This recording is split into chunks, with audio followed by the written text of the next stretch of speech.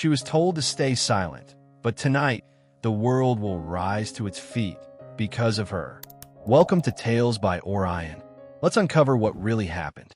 The Grand Symphony Hall, a monument of gilded ceilings and plush velvet seats, hummed with attention more taut than the finest violin string. Tonight, the celebrated annual gala concert was set to begin, an event that drew the city's elite and the most discerning connoisseurs of classical music. For Alara Vance, however, the Grand Hall was merely her workplace, a labyrinth of dim corridors and dusty equipment where she, a sound technician's assistant, spent her evenings in quiet, unobtrusive labor. At 24, Alara moved with a quiet efficiency that rendered her almost invisible amidst the bustling pre-show chaos. Her uniform, a practical black jumpsuit, was smudged with grease and dust, a testament to her hours spent wrestling with recalcitrant cables and temperamental microphones. Her dark hair was perpetually pulled back in a severe ponytail, and her dark eyes, though keen and observant, rarely met those of the esteemed musicians or the formidable management. She was a ghost in the machine, a silent cog in the meticulously orchestrated machinery of the hall, her presence acknowledged only through the occasional curt instruction or the dismissive wave of a hand. Yet, within Alara, unseen by all, lay a world of vibrant, intricate sound. She possessed a gift, an almost preternatural sensitivity to harmony and dissonance, a profound understanding of the very architecture of music. She could hear not just the notes, but the subtle vibrations, the unseen currents, the emotional resonance of every chord and every silence. She could tell when an instrument was subtly out of tune in a way no tuning fork could detect, when a performer's emotional state subtly altered the timbre of their playing, or when the very acoustics of the hall fought against the intended composition. This wasn't just technical knowledge. It was an innate, almost spiritual connection to the very soul of music. From a young age, growing up in a cramped apartment above a bustling city market, surrounded by the cacophony of everyday life, Alara had found solace and profound understanding in the ordered beauty of sound.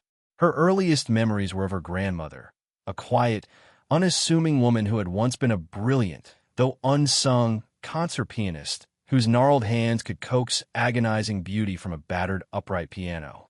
Her grandmother had taught her to listen, not just with her ears, but with her entire being, to feel the vibrations in her chest, to understand the unspoken language of music, to discern the subtle imperfections that could shatter a perfect melody. The quietest notes often hold the most truth, Alara. Her grandmother had whispered, her voice reedy with age, her fingers tracing the intricate patterns of a Bach fugue. And it's the silence between the notes that truly shapes the music. But the world, Alara had quickly learned, had little use for quiet truths or unseen talents. Her grandmother's illness, a swift, brutal descent into an oblivion of memory loss, had consumed their meager savings and her dreams of attending a prestigious music conservatory. The Grand Hall, a place she had once revered as a temple of sound, became her means of survival, a job that paid the bills, but slowly, surely, extinguished the vibrant flame of her own musical aspirations. So, she moved through the hallowed halls, a silent guardian of sound, ensuring the microphones were placed just so that the acoustics were perfectly balanced, that the audience heard only the polished perfection of the performance, never the subtle imperfections, the hidden struggles, the quiet imperfections she herself could detect. She rarely spoke, not out of shyness, but from a profound understanding that her voice, in this world, was not meant to be heard. It was her duty to facilitate the voices of others, to remain in the background, a silent conduit for the grand symphony of the night. Tonight, however, the unspoken rule of her silence was about to be challenged. The arrival of Maestro Kelder, the celebrated conductor who embodied the very essence of musical genius, had already injected an electric current into the hall. He was a man of legendary intensity, of volatile temperament, and an unwavering demand for absolute perfection, a perfection that, Alara knew, was becoming increasingly difficult to achieve under the hall's rigid, bureaucratic management. Mr. Thorne, the hall's formidable manager, a man whose meticulously combed hair and sharp suits were matched only by his ruthless efficiency and his utter intolerance for anything that deviated from his carefully constructed protocols, patrolled the stage, his gaze sweeping over the technicians, his expression one of thinly veiled irritation. He was a man who valued order above all else, a man who believed that perfection could be achieved through strict adherence to rules, through silencing any extraneous noise, any unexpected deviation. He had, in fact, given specific instructions to all technical staff earlier that day. Absolute quiet. No unnecessary chatter. No distractions. Maestro Kelder demands a pristine environment. Any deviation will be met with severe consequences. Is that understood? His gaze had lingered on Alara, as if sensing the quiet observer, the potential anomaly in his perfectly controlled world. Alara had simply nodded, her expression unreadable, her mind already anticipating the profound, unexpected ways in which silence, and the unspoken truths it often contained, was about to be profoundly, irrevocably broken. The grand symphony was about to begin, and Alara, the quiet sound technician, was about to hear a disharmony no one else could detect, a disharmony that would force her, against all her instincts, to finally shatter her own profound, practiced silence. The atmosphere on stage during the final rehearsal was thick with tension, a palpable current of artistic frustration and bureaucratic rigidity. Maestro Kelder, a legendary figure whose passionate intensity was matched only by his volatile temperament, paced before the orchestra, his silver baton held like a lightning rod, his face a mask of escalating agitation. He had paused the orchestra mid-passage, his command to cease playing echoing ominously in the vast, empty hall. No, it is not right. The maestro roared, his voice thick with a guttural German accent, reverberating through the vast space. The third movement. There is a fundamental disharmony, a subtle discord that poisons the entire emotional landscape of the piece. It is like a beautiful painting, but with a single, jarring brushstroke that ruins the whole. What is it? The orchestra members, a collection of world-class musicians, looked at each other, bewildered, confused. They had played the movement countless times, meticulously following the score, hitting every note with precision. They heard no overt error, no obvious discord. Yet, the maestro's anguish was undeniable, his frustration a raw, palpable force. Mr. Thorne, the hall manager, strode onto the stage, his face a mask of strained civility, his usual composure beginning to fray under the maestro's escalating demands. "Maestro," he began, his voice placating, "perhaps it is merely fatigue? The acoustics of the hall are, as always, meticulously balanced. The instruments are perfectly tuned. Perhaps if we take a short break?" Maestro Kelder whirled on him, his eyes blazing. "Fatigue? Acoustics? Du Bois, you speak of such banalities when the very soul of the music is being violated. It is not the mechanics of sound, it is the spirit. There is a note, a vibration, a frequency that is out of place. It is like a ghost in the machine, unseen, yet undeniably present, and it is destroying the emotional integrity of the piece."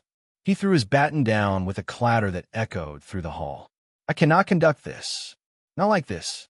It is an affront to the composer, to the very essence of music." The orchestra shifted uneasily. The tension was suffocating.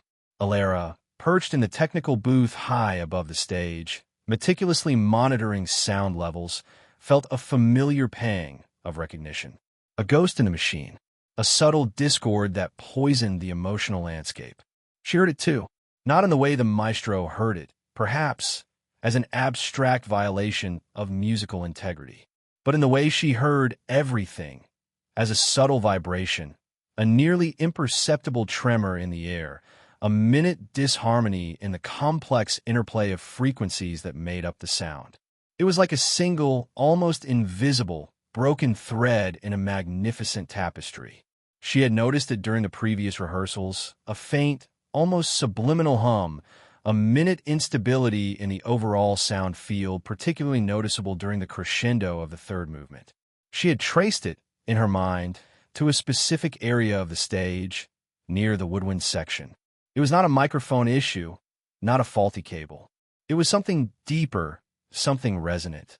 She suspected it was a structural vibration, a sympathetic frequency caused by a loose floorboard, a minuscule imperfection in the hall's grand architecture that, under the powerful resonance of the orchestra's full force, was creating a subtle, destabilizing harmonic. It was a detail so minute, so seemingly insignificant, that no one else had noticed it, certainly not the high-paid technicians or the meticulous engineers. But Alara, with her almost preternatural sensitivity to sound, to vibration, to the unspoken language of the hall itself, had felt it, almost physically, like a low, unsettling hum in her own chest. She had even, discreetly, after hours, tried to pinpoint the exact location, tracing the vibrations with her fingertips on the stage floor, a quiet, solitary investigation that had confirmed her initial, intuitive diagnosis. But she said nothing. She was the sound technician's assistant. Her job was to monitor, to adjust, to be silent, not to offer unsolicited diagnoses to a world-renowned conductor or a formidable hall manager. Her voice, in this world, was to remain unheard. She thought of her grandmother's quiet wisdom, of the profound truth in her whispered words. The quietest notes often hold the most truth. But what good was truth if it remained unspoken? "This is impossible, Maestro," Mr. Thorne exclaimed, his face contorted with frustration. "We have checked everything. There is no logical explanation for this.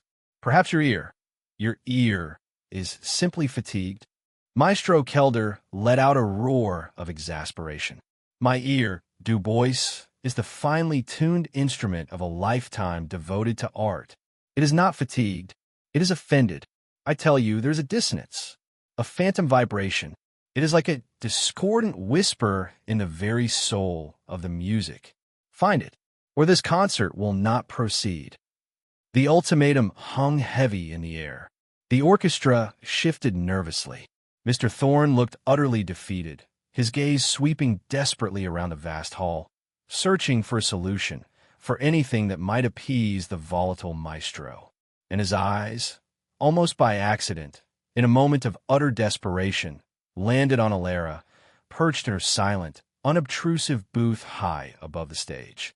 He saw her face, her eyes fixed on the maestro, a strange, almost knowing expression on her face, a flicker of something she had always carefully concealed, a flicker of understanding, a flicker of the solution. His usual contempt for the lower ranks, his ingrained dismissal of the unseen, warred with his desperate need. He needed a miracle, and in that moment of profound, professional crisis, the meticulous, rigid Mr. Thorne found himself, against every fiber of his being, drawn to the quiet, improbable anomaly that was Alara Vance. The sheer, unadulterated desperation in Mr. Thorne's eyes was a sight Alara rarely witnessed.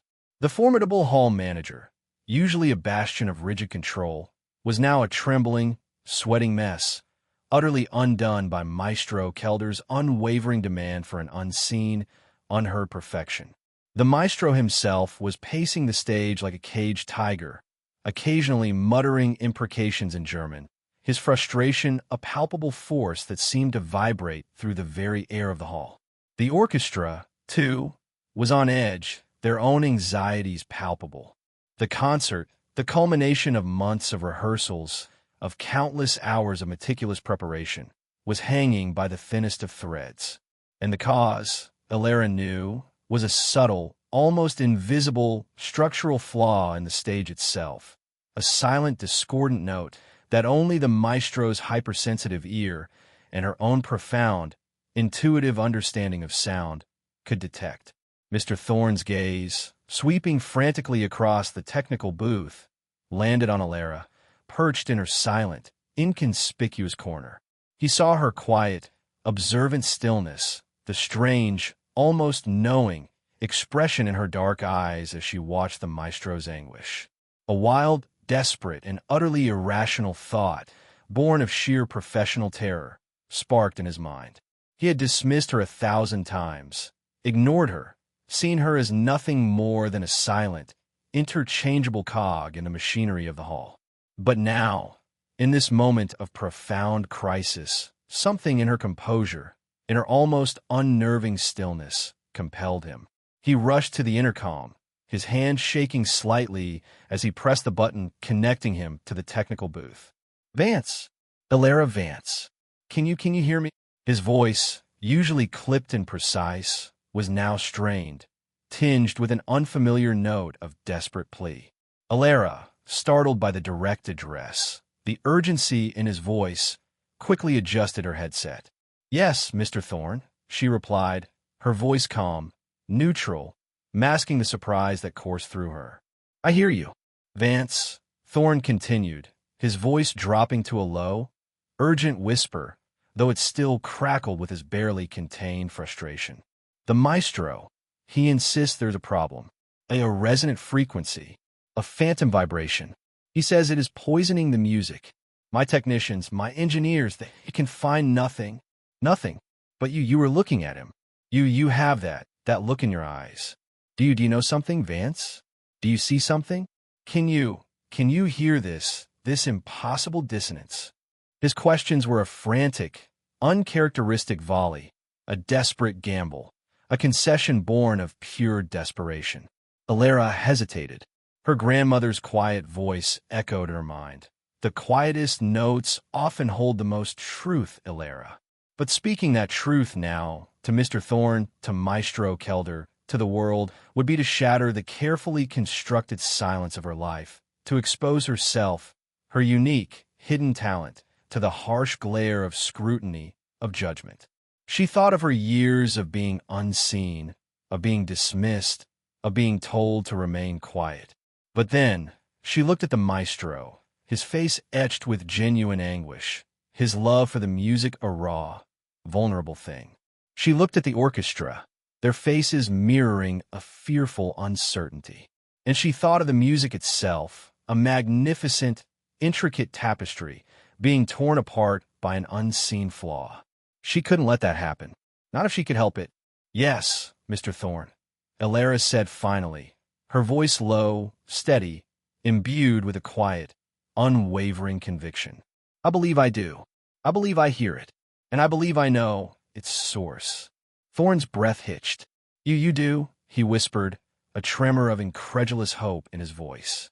"Where, Vance? Tell me. What is it?" Ilara took a deep breath. "It is not a microphone, sir, nor an instrument.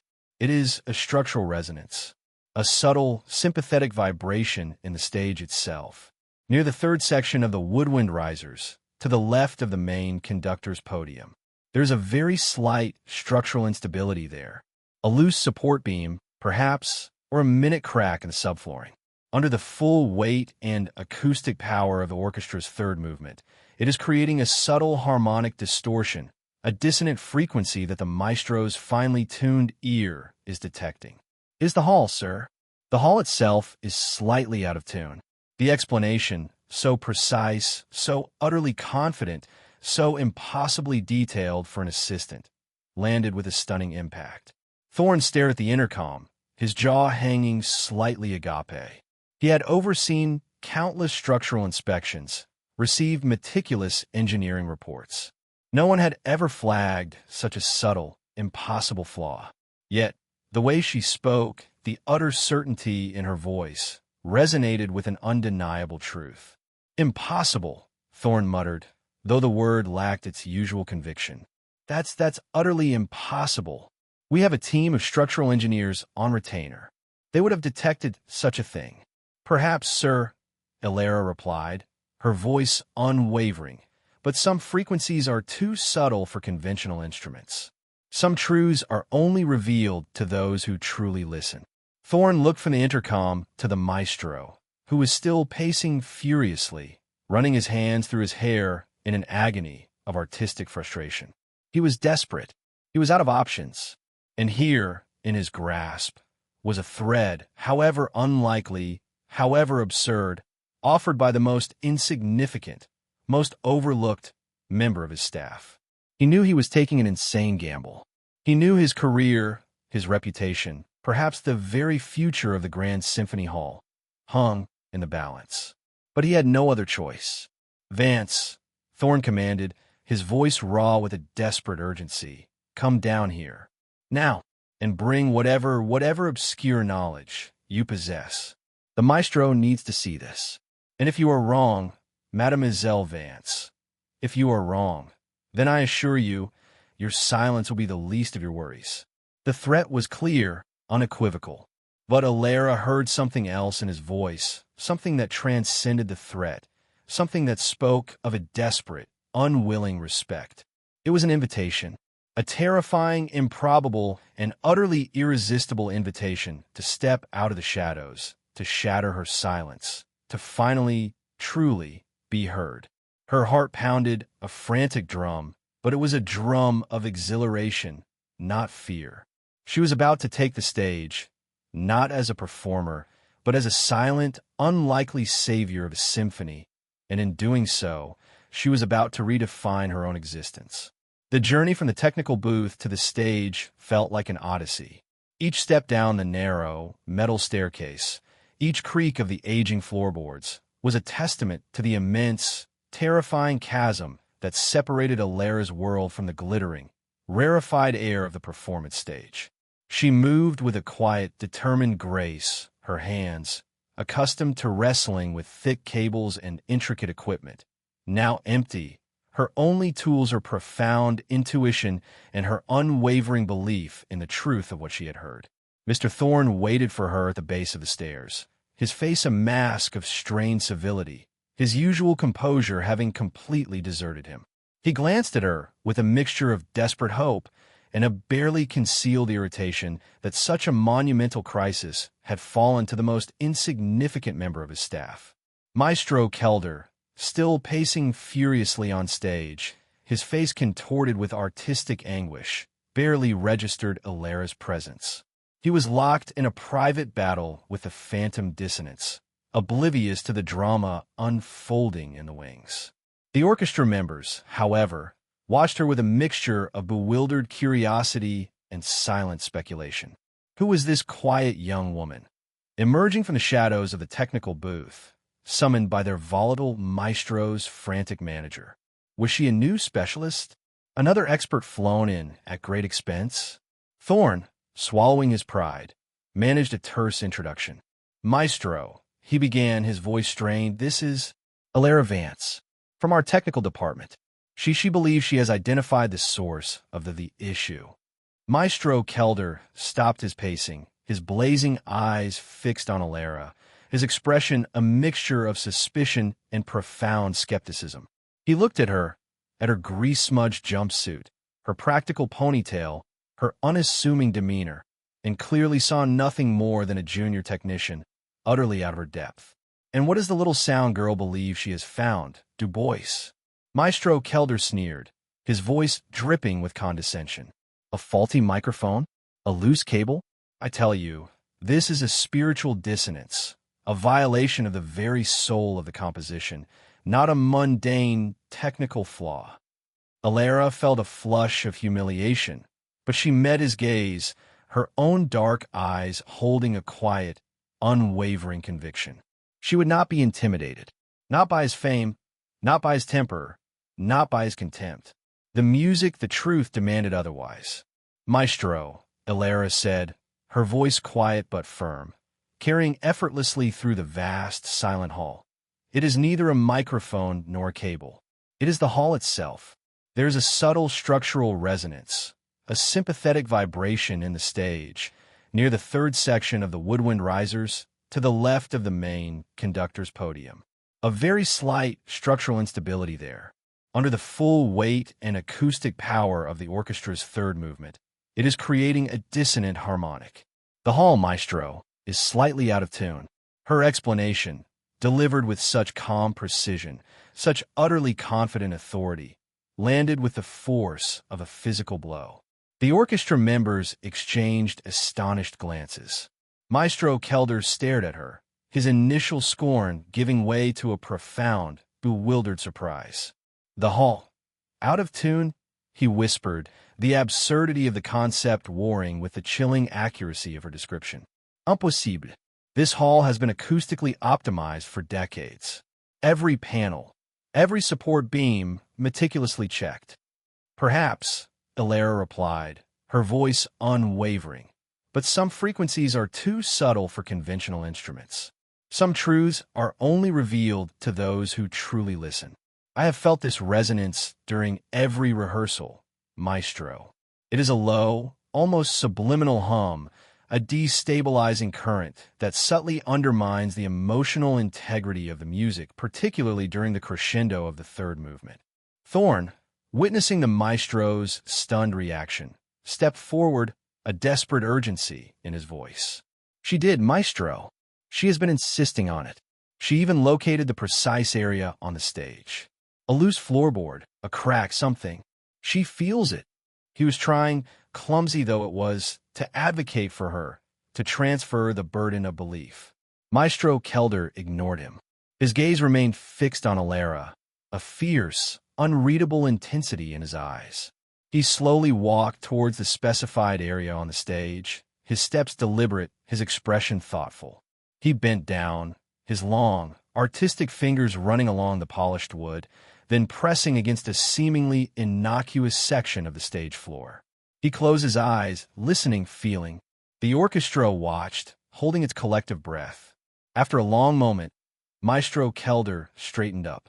His face, which had been a mask of anguish for hours, now held a look of profound, almost religious astonishment. There, he whispered, his voice thick with a dawning, incredulous comprehension. My God, there is something, a minute vibration, a ghost of a tremor, barely perceptible, but undeniably present. It is so subtle, so profound, no instrument, no sensor could ever detect it. Only the human ear, only the human feeling. He looked at Elara, truly looked at her, for the first time not as a cleaner, not as a technician, but as a fellow artist, a fellow connoisseur of profound, hidden truths. How did you hear this, Mademoiselle Vance? He asked, his voice filled with a profound, almost humbling awe. Elara met his gaze, her dark eyes shining with a quiet, triumphant light. My grandmother taught me, maestro, she said softly.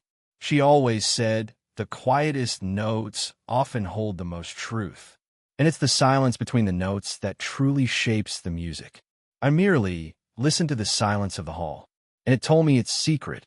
The simplicity, the profound wisdom of her words, landed with a stunning impact. Maestro Kelder stared at her, his jaw slack, his immense ego, his legendary skepticism, shattered by the undeniable truth of her intuitive genius.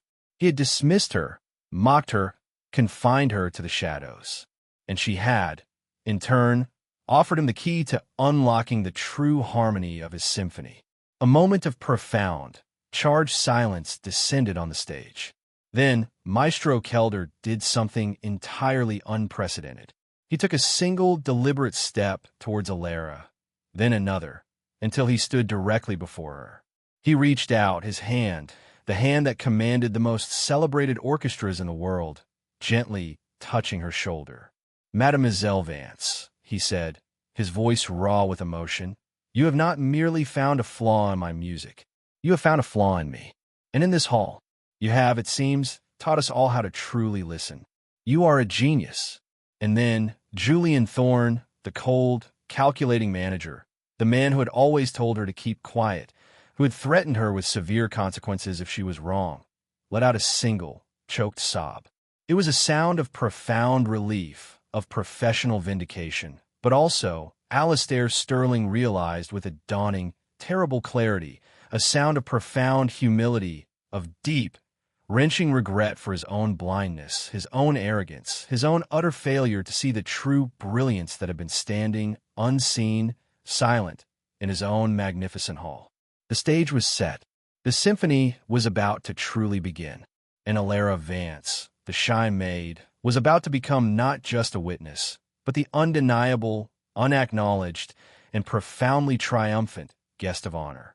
The maestro's declaration, "You are a genius," resonated through the vast, silent hall, a profound and unexpected pronouncement that sent shockwaves through the assembled orchestra, through the stunned Mr. Thorne, and most profoundly, through Alara herself. Tears welled in her eyes, blurring the elegant figures of the musicians, the stern, rigid lines of the hall manager. It was not just the maestro's words, but the raw, unvarnished sincerity with which he spoke them, the genuine awe in his voice that broke through her carefully constructed composure. She had been seen, truly seen, recognized not for her menial labor, but for the essence of her being, for the quiet, profound gift she had always kept hidden. Mr. Thorne's choked sob, a sound of utter defeat and dawning humility, was a stark counterpoint to the maestro's praise. He, the man who had always valued control, efficiency, and the suppression of any unconventionality, found his world irrevocably shattered by the very sound girl he had told to keep quiet.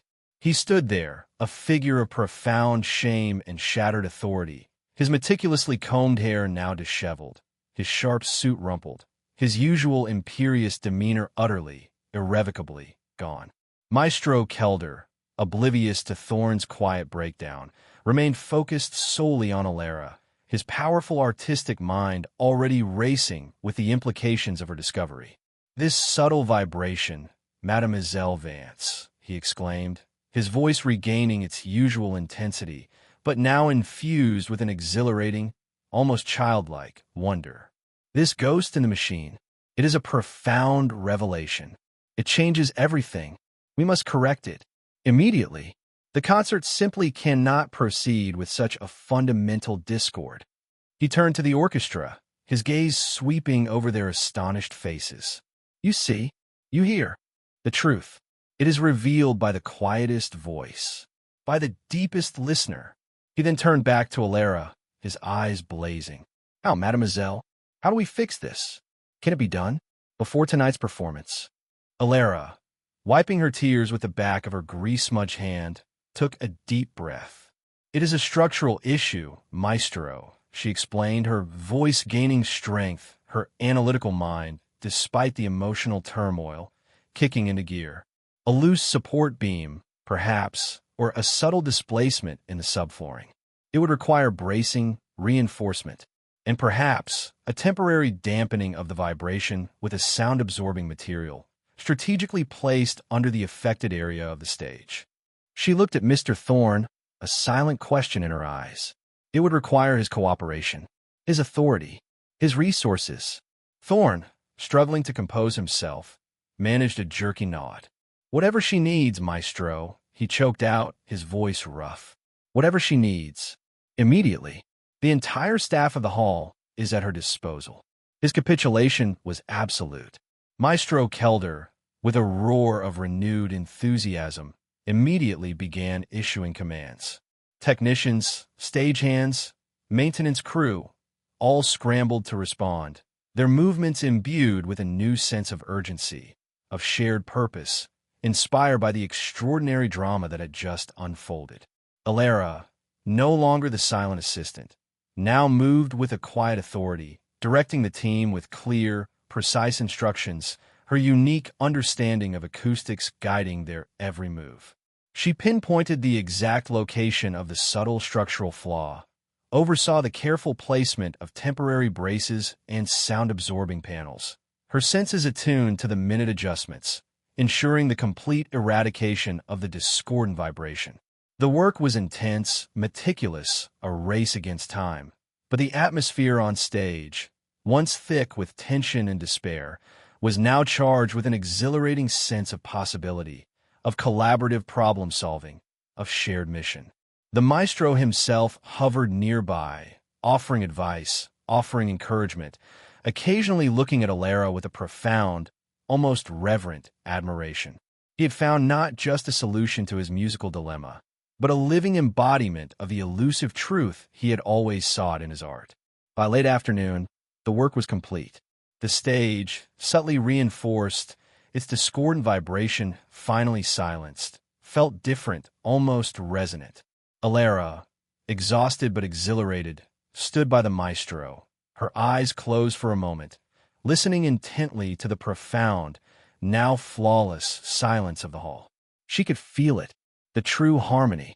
The symphony was ready. Maestro Kelder, his face radiant with anticipation, raised his baton. The orchestra began the third movement again. This time, the music soared, pure, unblemished, resonant, filled with an emotional depth that brought tears to the eyes of all who heard it. The phantom dissonance was gone, replaced by a sublime, unadulterated harmony. The orchestra played with a renewed passion, their instruments singing with a brilliance they hadn't achieved before. Maestro Kelder conducted with an intensity, a joy, a freedom that seemed to transcend the physical act of music making, his baton weaving magic in the air. When the final note faded into the hushed, awestruck silence of the empty hall, a profound emotion, a shared sense of triumph, hung in the air. Maestro Kelder turned to Alara, his eyes shining. He reached out, his hand grasping hers, and lifted it high above their heads in a gesture of profound, undeniable victory. To Alara Vance, he roared, his voice echoing through the hall, a powerful, emotional pronouncement that reverberated through the very bones of every person present. To the genius who taught us how to truly listen, to the heart that found the truth in silence, to the true conductor of this symphony who saved its soul. The orchestra, understanding the profound significance of the moment, erupted in a spontaneous, thunderous ovation, their applause a wave of sound that crashed against the stage, honoring not just the maestro, but the quiet, unassuming woman who stood beside him, her face streaked with exhaustion and unshed tears, her heart swelling with a profound, almost overwhelming sense of belonging, of vindication, of a dream finally, irrevocably realized. The stage was set, the audience was waiting, and Alara Vance, the shy maid, was about to take her rightful place not just as a silent hero, but as the undeniable, unacknowledged, and profoundly triumphant guest of honor in her own grand symphony.